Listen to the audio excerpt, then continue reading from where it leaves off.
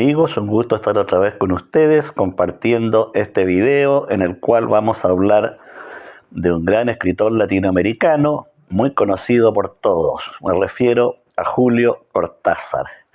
Nació este autor en Bruselas en 1914 y murió en París en 1984.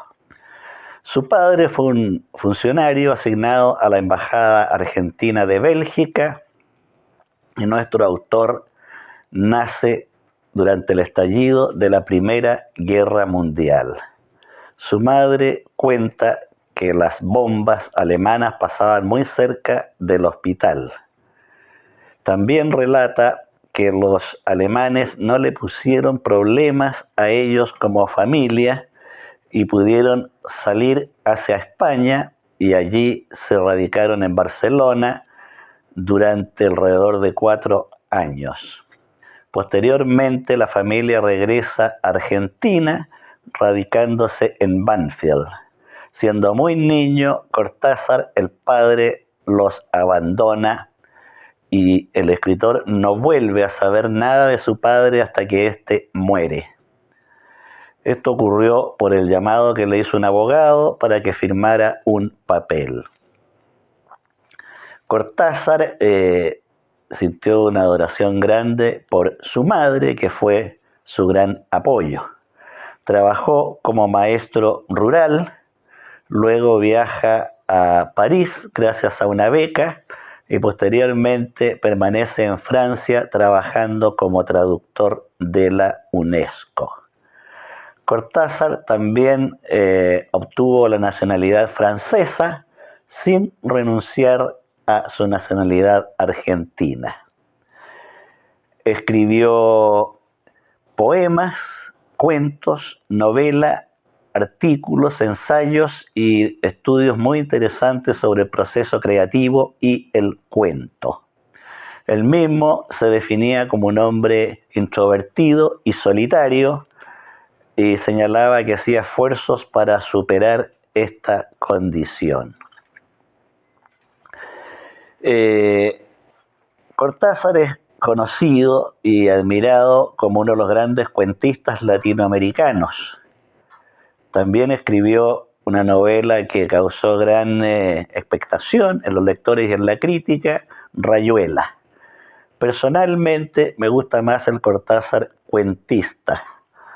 Entre sus relatos hay numerosos que han adquirido relevancia, como El perseguidor, Las babas del diablo, La casa tomada, La señorita Cora, Un tal Lucas, Continuidad de los parques, La noche boca arriba, etc.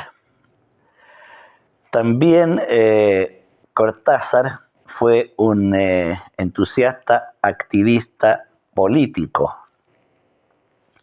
Solidarizó con la Revolución Cubana y el movimiento revolucionario de Nicaragua y estuvo presente en Chile cuando asume la presidencia de la República el presidente Salvador Allende.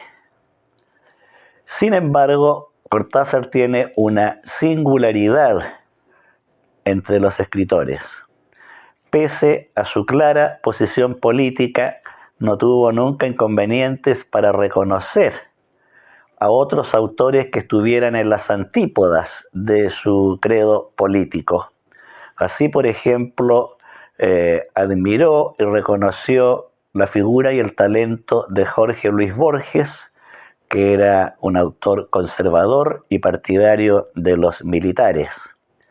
También reivindicó la figura de Leopoldo Marechal, que por sus ideas derechistas permanecía aislado por los escritores progresistas.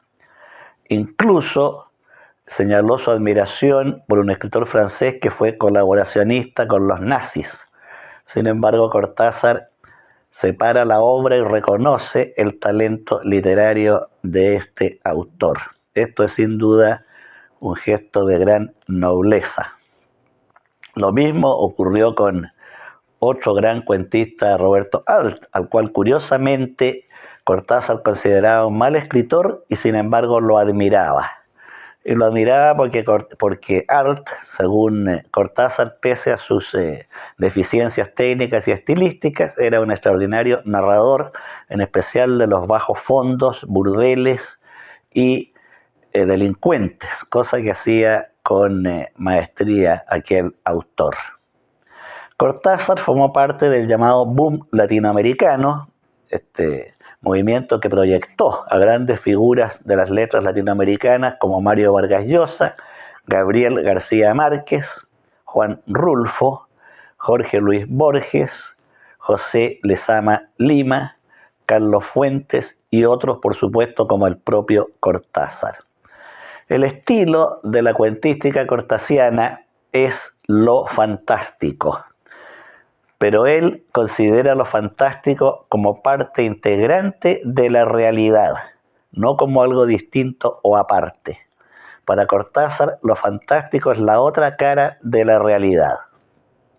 Incluso, en una entrevista que dio en España a Joaquín Soler Serrano, le dice que lo fantástico lo define muy bien el poeta García Lorca cuando dice que hay que mirar la realidad desde el otro lado. Y eso es lo que él hace en sus obras. El cuento, por ejemplo, La casa tomada, nos relata la historia de dos hermanos que viven en un caserón grande y solitario, con numerosas habitaciones. Estos dos hermanos solo ocupan unas pocas piezas, pero diariamente se levantan a las 7 de la mañana a asear todo el inmueble, y esto lo hacen todos los días. Además cocinan y cada uno vive en la mayor parte del tiempo en sus dormitorios. Sin embargo, los hermanos van descubriendo que una presencia misteriosa va ocupando una parte de la casa, la parte donde están los libros, la biblioteca de este hermano, después la cocina, y poco a poco ellos van siendo acorralados por esta presencia hasta que se ven obligados a abandonar el inmueble. Este relato tiene, en mi opinión, una fuerte influencia de Henry James, considerado uno de los maestros de las obras en que aparecen fantasmas o presencias inexplicables, influyendo en el actuar de los sujetos. En otro cuento, tal vez uno de los más breves de Cortázar y tal vez uno de los mejores, Continuidad de los parques, nos presenta a un hombre sentado en su sillón en un salón de su casa patronal, leyendo una novela. Pero los personajes de la novela van a integrarse a la realidad de este sujeto, van a aparecer en el parque que rodea la casa una pareja de amantes, y el amante varón va a asesinar al lector. Por eso se llama Continuidad de los parques, ¿no? Son dos zonas continuas. La novela que lee este sujeto y los personajes salidos de la novela, el otro parque, que ocupan el parque real que rodea el inmueble y que va a actuar asesinando al lector. Bueno, podríamos hablar muchísimo de Cortázar y su obra. Por el momento lo voy a dejar aquí y ahora les voy a dejar a Mónica, que les va a leer la primera página de mi nuevo libro titulado El búho bajo la luna. El búho bajo la luna, Jorge Muñoz Gallardo. Escribo este libro para mi hija Mariana. Los años enseñan muchas cosas que los días jamás llegan a conocer. R.W. Emerson. Primera parte. La estrella de mi padre. Mis recuerdos se remontan a una casa vieja, de 2 pisos, con una escalera angosta y empinada, y un patio con 2 paltos. Por detrás había una zanja, un muro y una higuera. Luego, otro patio con árboles. Un poco más adelante se encontraba una terraza y un árbol parecido a un pino, junto al que había una llave que siempre goteaba. Yo vivía en esa casa con mis padres y mis 2 hermanas, aunque en verdad no recuerdo a mis hermanas en ese espacio y tiempo. Allí transcurrieron mis primeros años y sueños. En la parte delantera del sitio, que era muy grande, había otra casa, de un piso, con una galería bordeada de muchas ventanas, que remataba en un salón redondo, también encristalado. En la galería había sillones, jarrones con plantas y un mueble de madera con un espejo al centro. Junto al salón había otro patio sombreado por un parrón. En el lado opuesto a las ventanas de la galería se alzaban numerosas puertas que conducían a distintas habitaciones, dormitorios, un baño grande y una cocina.